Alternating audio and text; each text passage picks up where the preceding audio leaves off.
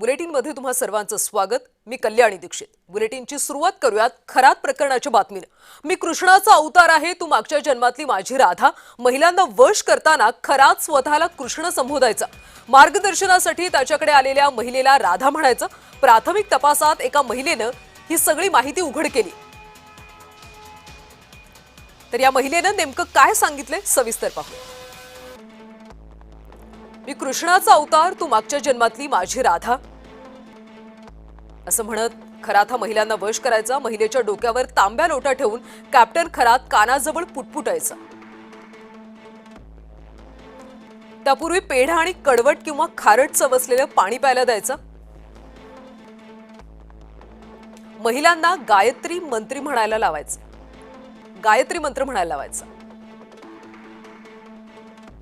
लागलीच स्पर्श करायला सुरुवात करायचा। महिलांसोबत अश्लील चाळे करायचा। महिलेसोबत आलेल्या व्यक्तींना ध्यानस्थ पूजेच्या नावाखाली केबिन बाहेरच ठेवायचा।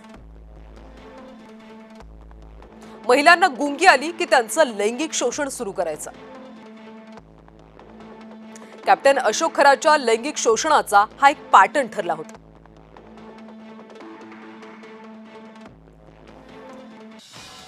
आणि या सगळ्या संदर्भात आपण अधिकचे अपडेट्स घेऊयात आमचे नाशिकचे प्रतिनिधी किरण गोटूर यांच्याकडून। किरण, महिलेने आता सांगितलंय की नेमकं काय काय घडतं, त्याचा एक पॅटर्न आता समोर आलाय। पोलिसांकडून काही अधिकृत माहिती आली का? खरं तर ही एक महत्वाची बातमी म्हणावी लागेल। अशोक खरातला 2 दिवसाआधी नाशिक पोलिसांनी एका महिलेवर अत्याचार केल्याप्रकरणी अटक केलेली होती। आता नेमकं ही अत्याचार कशा पद्धतीने झालेला आहे त्याची फिर्याद कॉपीमध्ये या महिलेने संपूर्णपणे जे उल्लेख केलेला आहे।